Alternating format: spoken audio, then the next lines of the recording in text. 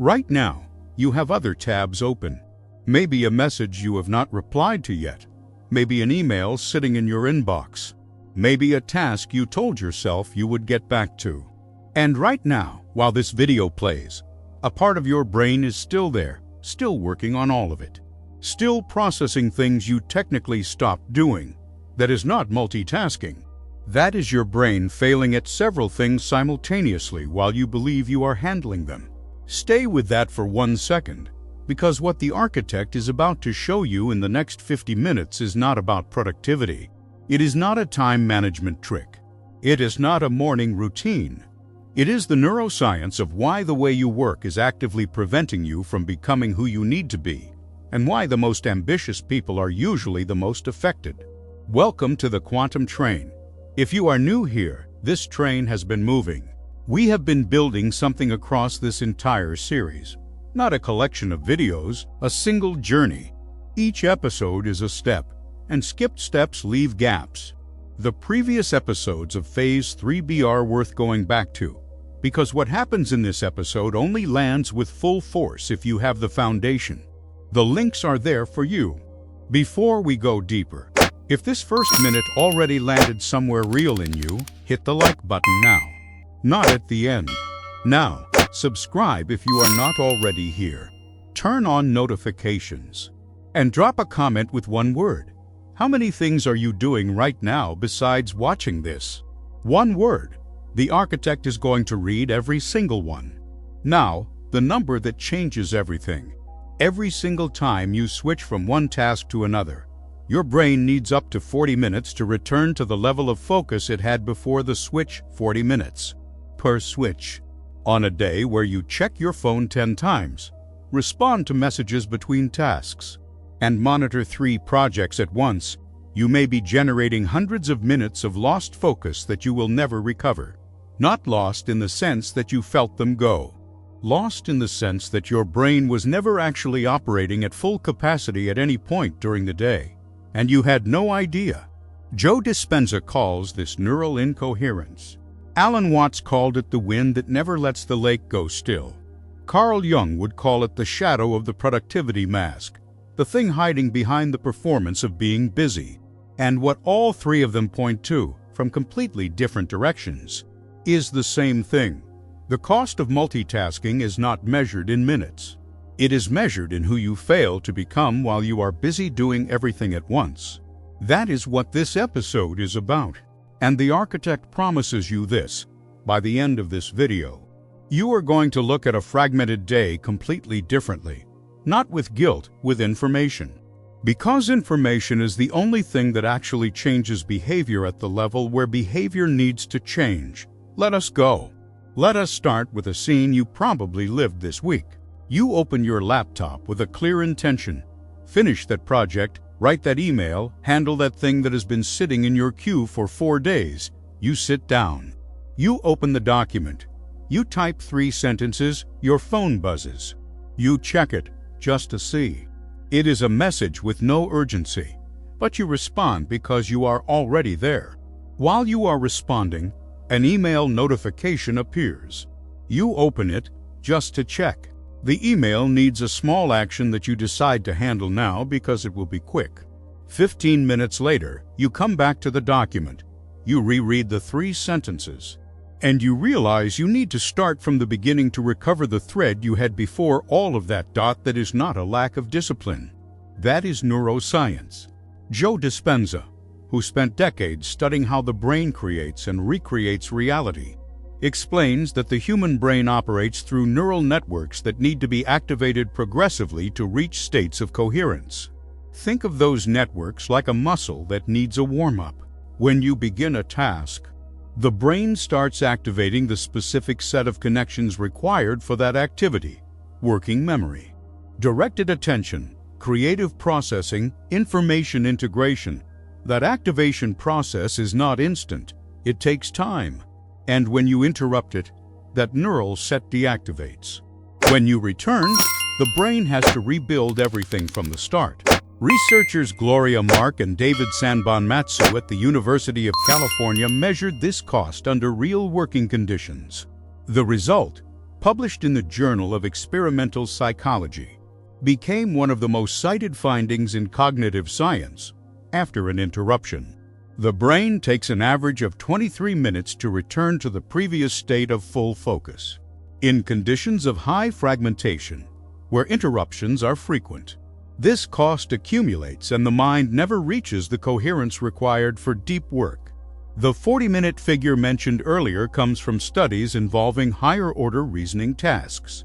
The range between 23 and 40 minutes depends on the cognitive depth of the activity. But in any case, the cost is real, measurable, and devastating at the scale of an entire workday. Alan Watts comes in here with an image the architect considers one of the most precise he ever produced. Watts compared the human mind to a still lake. When the surface is quiet, you can see clearly to the bottom. When there is constant wind, the surface breaks into fragments and the bottom disappears. Multitasking, for Watts, was the constant wind that prevented anyone from seeing what existed inside themselves. And he said something even more unsettling. Most people prefer the wind to the stillness because stillness shows things that constant movement helps hide. This brings us to the angle the architect promised at the start. Multitasking is not just an efficiency problem. It is emotional avoidance dressed up as productivity. Think about this for a moment. When you have a difficult task in front of you, one that demands real concentration, real creativity, or real confrontation with a limitation, what happens in the body before you begin? For most people, there is a moment of resistance, a slight contraction, a subtle pull toward doing something else first. Check the email, open another tab, respond to a message that could wait. This behavior has a technical name in the neuroscientific literature: procrastination by activation avoidance. But in the language of this train, the name is simpler. The brain prefers 10 shallow tasks over one task that requires total presence, because total presence is vulnerability. Carl Rogers, who built his entire career on the idea that genuine presence is the condition for transformation, would say you cannot grow in fragmented mode. Genuine growth requires real contact with experience, and you cannot have real contact with anything while your attention is divided across 10 things. Rogers worked with patients who had spent years in therapy without real change. And what he frequently discovered was that those patients had never truly been present in their sessions. They were there physically, but the mind was always somewhere else, managing, calculating, avoiding. Helio Couto, through the lens of quantum physics applied to human behavior, would describe this state in a way that expands the frame further. When you divide attention, you divide frequency. And divided frequency does not collapse possibilities, it disperses them. In practical terms, the state of chronic multitasking is not neutral. It is actively blocking the manifestation of what you want. Because manifestation requires field coherence, and field coherence requires unified attention. D'Aquila research, within this same tradition, would add that human beings are frequency emitters. And an emitter broadcasting on multiple channels simultaneously does not transmit with enough power on any of them. Now the exercise for this chapter. And before presenting it, the architect wants to be clear. This is not another 21-day protocol. No steps, no checklist, 3 days. Something you can do right now while driving, walking, waiting for your coffee. The exercise is called the real bill. For 3 days, at any moment during the day, whenever you catch yourself doing more than one thing at once, stop for 10 seconds and ask yourself one single question. What am I avoiding feeling right now? No analysis required, no writing, no list. Just let the question exist for 10 seconds. What am I avoiding feeling right now? You will find that the answer is rarely about the tasks. It almost always points to something deeper. A discomfort with an unresolved situation. An emotion waiting to be acknowledged. A decision being postponed. Multitasking, more often than not, is the noise you create so you do not have to hear what is quiet inside you. Do this as many times as you can across the next 3 days. There is no excess in this practice. The more times you pause and ask, the more data you collect about your own internal system. And data about yourself is the raw material of all real transformation. 3 days. Any moment, 10 seconds, one question. There is an experiment the architect is about to describe that, once you fully understand it, will change how you relate to your own mind permanently. Neuroscientist Earl Miller at MIT is one of the world's leading experts on prefrontal cortex function, the region of the brain responsible for what we call higher-order thinking, planning, creativity, decision-making, impulse control. In a series of experiments published starting in 2016, Miller and his team demonstrated something that directly contradicts the multitasking myth: the human prefrontal cortex, from a neurological standpoint, does not process two streams of information simultaneously. What happens when you do two things at once is that the brain rapidly alternates between the two tasks in a process called task switching. And every single alternation carries a measurable neural cost in time, accuracy, and metabolic energy. But here is the discovery that has not yet reached the mainstream, and the architect considers it one of the most important pieces of information in this entire series. Task switching does not just cost recovery time. It leaves cognitive residue. Researcher Sophie Leroy at the University of Washington published a landmark study in 2009 introducing the concept of attention residue. When you abandon a task before completing it, part of your cognitive processing remains active in relation to that task, even after you have shifted to something else. It is as if the brain keeps a background process consuming memory even after you close the window on your screen. The result is that you are never fully present in any of the tasks you are supposedly handling simultaneously. You are always partially absent from everything. Joe Dispenza expands this finding to the level that matters to this train.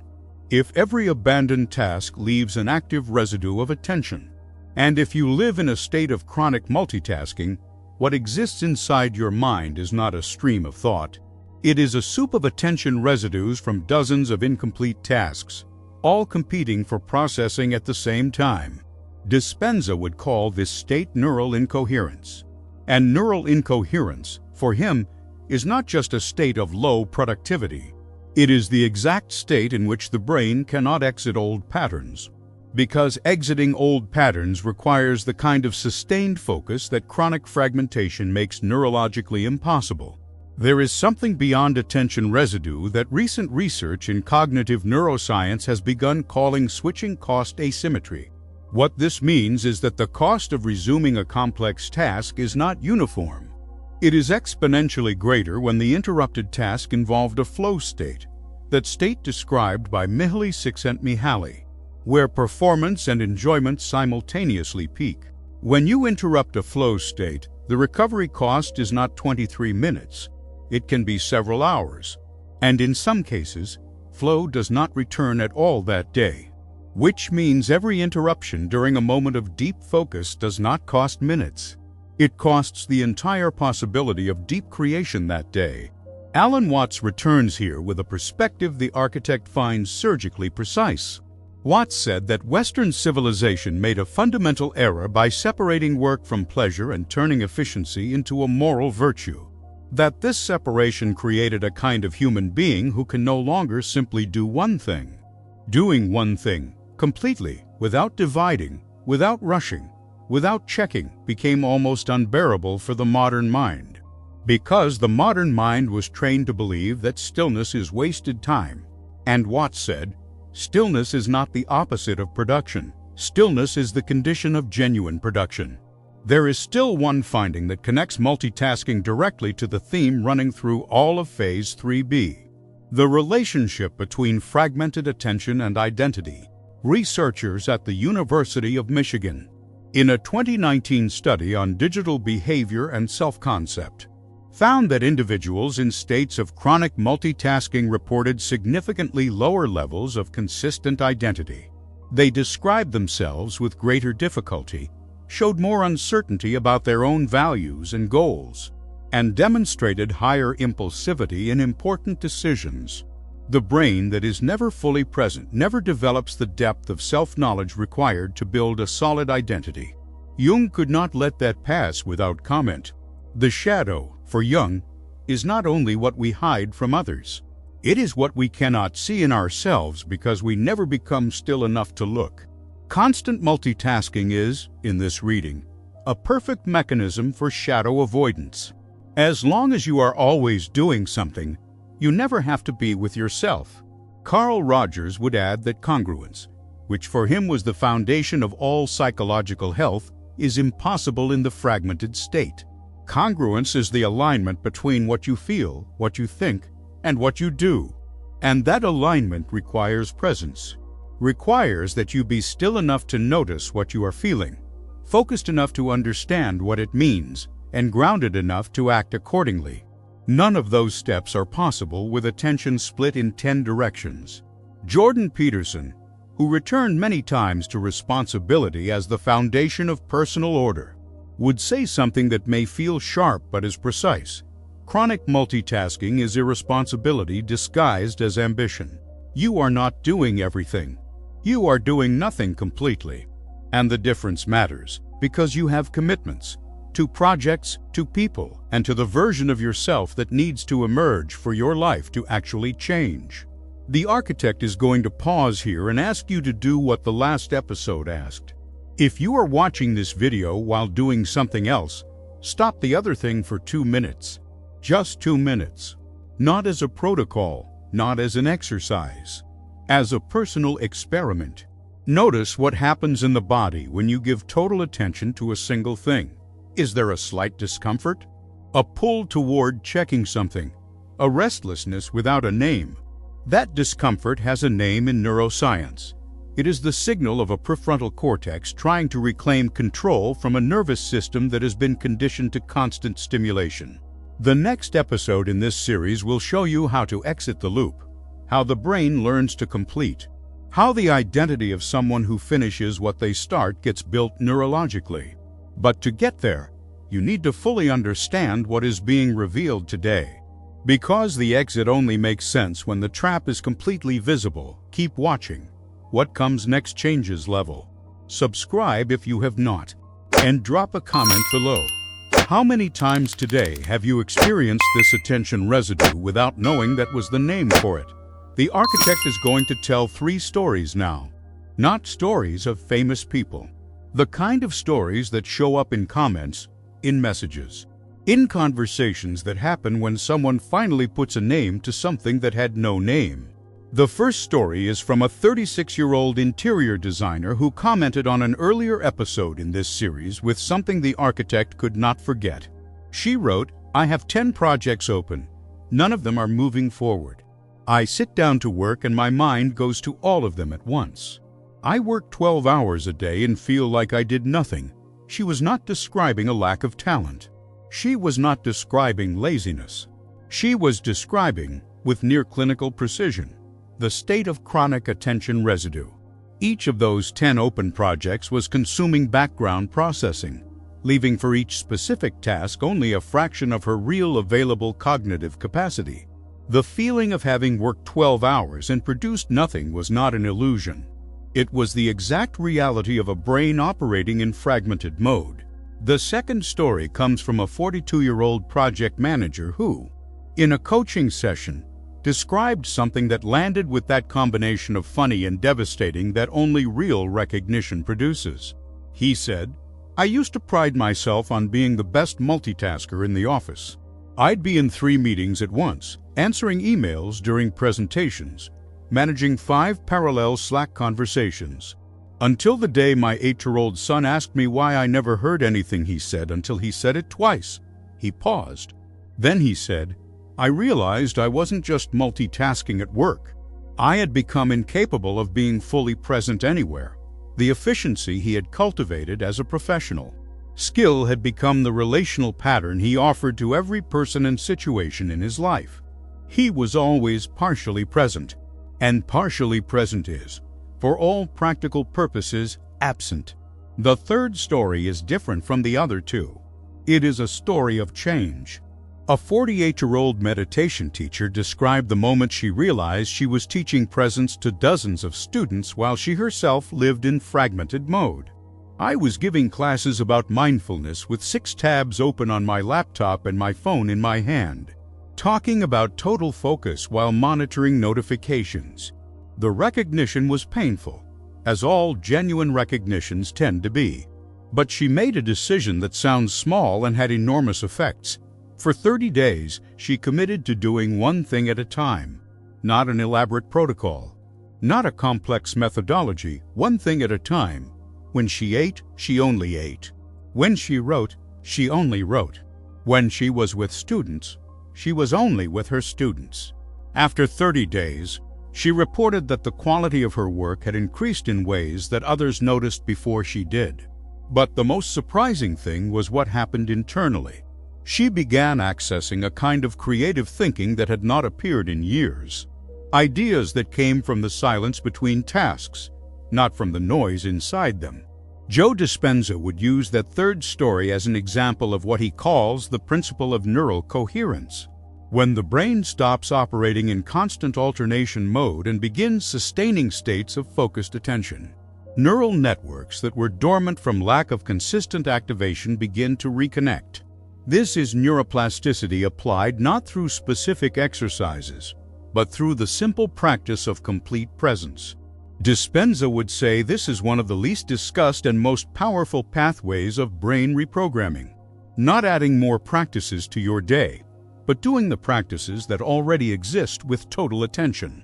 Alan Watts, hearing those 3 stories, would make the observation only he could make with that particular combination of depth and lightness.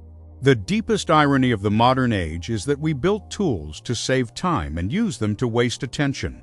And attention is the only resource that, once spent, does not return. Jung would add that in each of those stories there is a common pattern, the persona of the efficient individual built over a self that was never given permission to slow down. And he would ask, in that unmistakable way of his where the question is actually a mirror, what would happen if you were less efficient and more present? Who would you discover you are? Carl Rogers would say the meditation teacher from the third story did not improve because she added discipline. She improved because, for the first time in a long time, she was genuinely with herself. And Rogers held a conviction that runs through his entire body of work. When a person is finally present with themselves, growth happens naturally, not as effort, as the inevitable consequence of real contact with one's own experience. Helio Couto and Tequila bring here the dimension that completes the picture.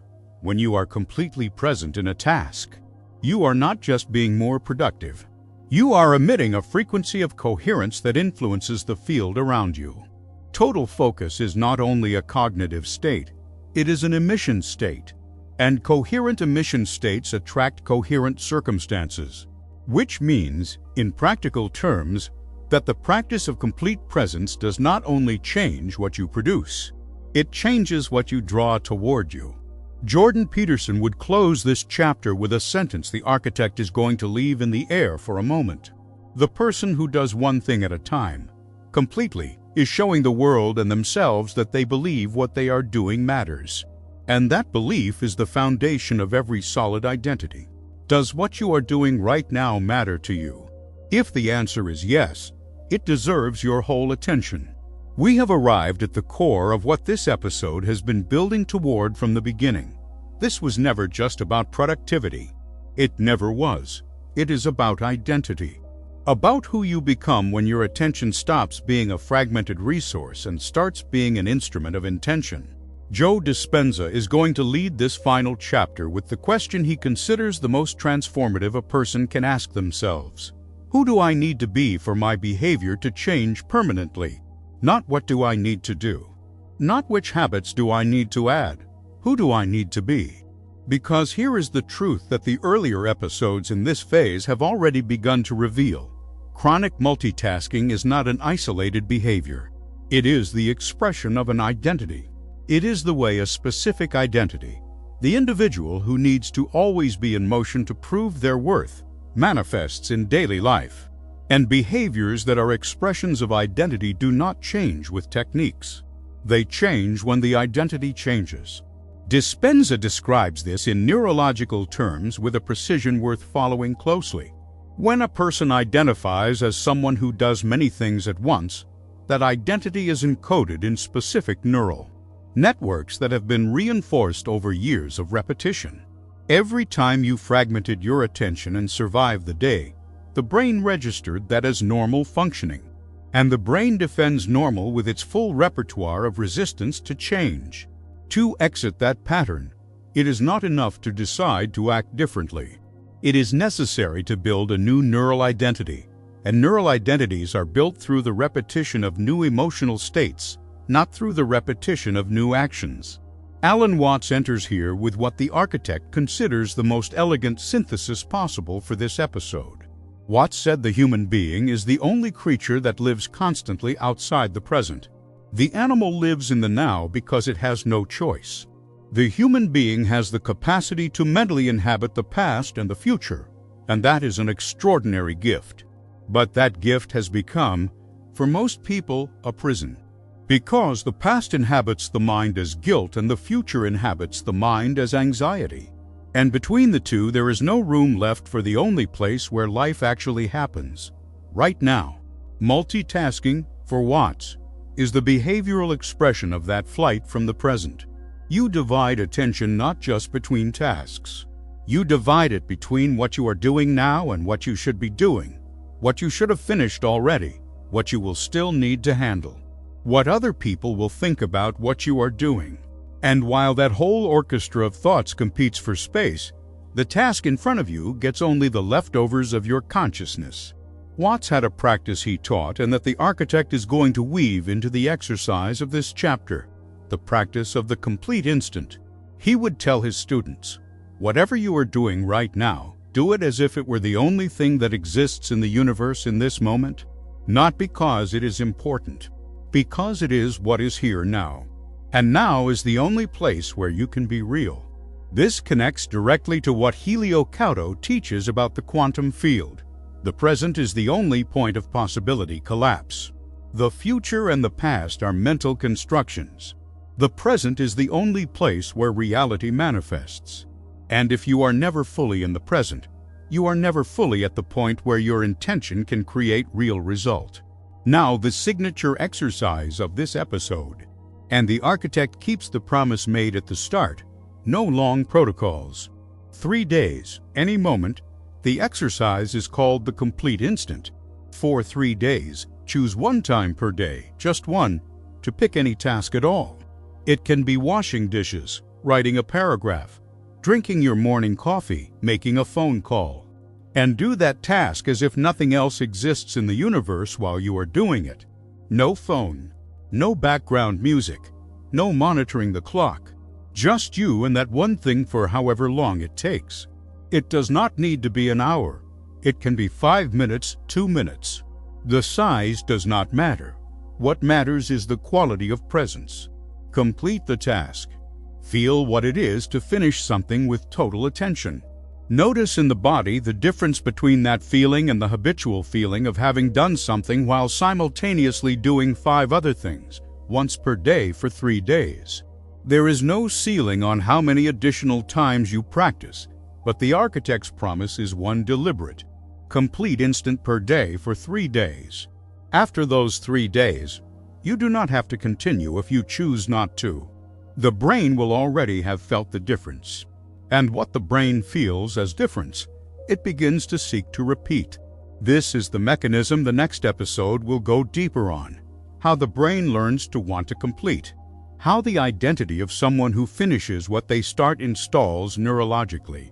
And how that identity is the foundation for everything phases 4 and 5 of this megaseries are going to build. But before you go, the mantra for this episode, say it out loud. Not for the algorithm. For yourself. My attention is the most valuable thing I own. When I give myself completely to one thing, I give myself completely to myself.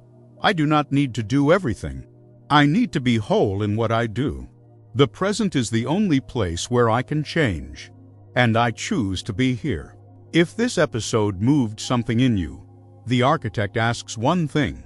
Share it with someone you know who is always running from task to task and arriving at the end of the day exhausted, feeling like they did everything and finished nothing. Because that person needs to hear what you heard today. Hit the like button. Drop a comment below. What was the moment in this episode that you felt in your body, not just in your head? Those answers feed this series and help the architect understand exactly where the point of recognition is for each person. The next episode is called The Completion Loop. How to finally finish what you start. And everything planted today germinates there. I am the Quantum Architect. And you did not find this here by accident.